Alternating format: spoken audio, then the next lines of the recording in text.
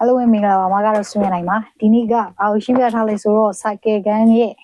exercise 9.1C ကိုရှင်းပြထားဖြစ်ပါတယ်ဒီနေ့ဘာမှတ်ရမှာလဲဆိုတော့ဒီ cycle ရဲ့အမတို့က cyclic quadrilateral စောင်းဝိုင်းတွေကြစတုကန်တစ်ခုမှဆိုလို့ရှိရင်မျက်နှာချင်းဆိုင်တောက်တစ်စုံပေါင်းလိုက်ပြီး180 ဒီဂရီရှိရဆိုတာရဲ့ပြီးတော့ခါကျတော့ဒီအဝင်းပိုင်းတစ်ခုကနေခံဆောင်ထားတဲ့ဒီဝင်းတီတောက်နဲ့ဘိုးခံဆောင်တောက်ရှိရဆိုပါစို့ဝင်းတီတောက်ဒီဘိုးခံဆောင်တောက်ရဲ့တဝက်ပြီးတော့ဘိုးခံဆောင်တောက်ဒီဝင်းတီတောက်ရဲ့နှစ်ဆဆိုတာသိရအဲ့ဒီနှစ်ချက်ကိုပဲဒီနေ့ရှင်းပြထားဖြစ်ပါတယ်ဘိုင်ဘိုင်မင်္ဂလာပါမကတော့ဆွေးနွေးနိုင်ပါဒီနေ့ကဘာထက်မှတ်ရမလဲဆိုလို့ရှိရင်စာကေတစ်ခုမှာစာဝိုင်းတစ်ခုမှာအဝင်းပိုင်း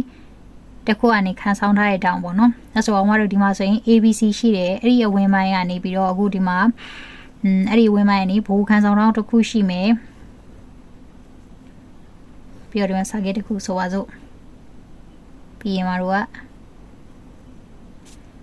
ဒီမှာလေတောင်းတစ်ခုရှိမယ်ဆိုတော့ဒီတောင်းကလေဒီမှာကြည့်လိုက်ဒီတောင်းကလေသူ့ကိုခန်းဆောင်ထားတဲ့အဝင်းပိုင်းကဘယ်လိုလဲဆိုလို့ရှိရင်ဒီ ABC ကနေကြည့်လိုက်မယ်ဆိုလို့ရှိရင်ဒါဒီဘိုးခန်းဆောင်တောင်းဒါဒီဝင်းထီတောင်းအဲကြောင့်မလို့ဝင်းထီတောင်းဒီဘိုးခန်းဆောင်တောင်းရဲ့တစ်ဝက်ဘိုးခန်းဆောင်တောင်းဒီဝင်းထီတောင်းရဲ့နှစ်ဆနော်ဒီနေ့သိရမှာအဲ့ဒါလေးပဲအဲ့ဒါပြီးတော့မတို့ကဒီနံပါတ် C ကိုရှင်းပြလိုက်မယ် exercise 9.1 နေပြီးတော့ဆိုတော့ number C ပုတ်ကိုမတိကြီးက H နဲ့ Y နဲ့လိုချင်နေတဲ့အဲ့ဒါဆိုရင်အမတို့က H နဲ့ Y နဲ့ကိုအရင်ဆုံးဒီဆရာကြီးတွက်ထားတဲ့ flow ကိုမကြည့်ဘဲနဲ့အရင်ဆုံးစဉ်းစားကြည့်အောင်နော်အဲ့ဆိုရင်အမတို့ကဘယ်ကနေရှာမလဲ H နဲ့ Y ကိုရှာအောင်မှာဆိုတော့အခုဒီမှာ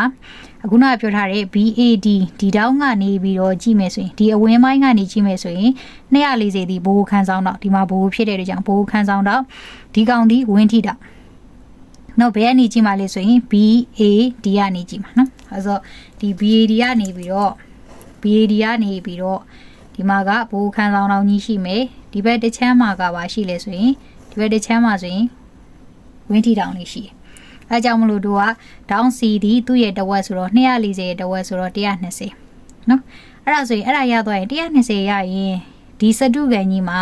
နော် ABCD ဆိုတဲ့စတုကန်ကြီးမှာဆိုစောင်းဝိုင်းတွင်းညစတုကန်တစ်ခုရဲ့မျက်နှာချင်းဆိုင်တောက်တဲ့စုံမောင်းလက180ဆိုတာရှိမှပြောခဲ့တယ်အဲ့ဒီကနေအမတို့က X ကိုရှာလို့ရနိုင်တယ်ပြီးရင် Y အောင်ရှာဖို့စဉ်းစား Y အောင်ရဖို့ဆိုလို့ရှိရင်ဒီမှာလဲလို့ပဲဒီကစတုကန်ဆိုတော့ခါကြတော့တောင်းက4ခုပေါင်းရင်360ဆိုတော့ဒီမှာ55တည်ရတောင်းစီတည်တယ် Y အောင်လိုချင်တာဆိုတော့နောက်ထပ်ဒီကလေးပဲလိုတော့တာ BOD လေးပဲရှာနိုင်ရ BOD ကိုပဲရှာမှလေအမတို့ကဒီက360ရှိရတပတ်လေးအဲ့ဒီက240ကိုနှုတ်လိုက်ရင်ဒီကောင်ရအဲ့ဆိုမှတ်ရမှာဒီ20နဲ့ပဲနော်အဲ့ဆိုဒီ flow တိုင်းလေးတွေ့ထားတာဒါလေးကပထမဆုံးက down C ဒီ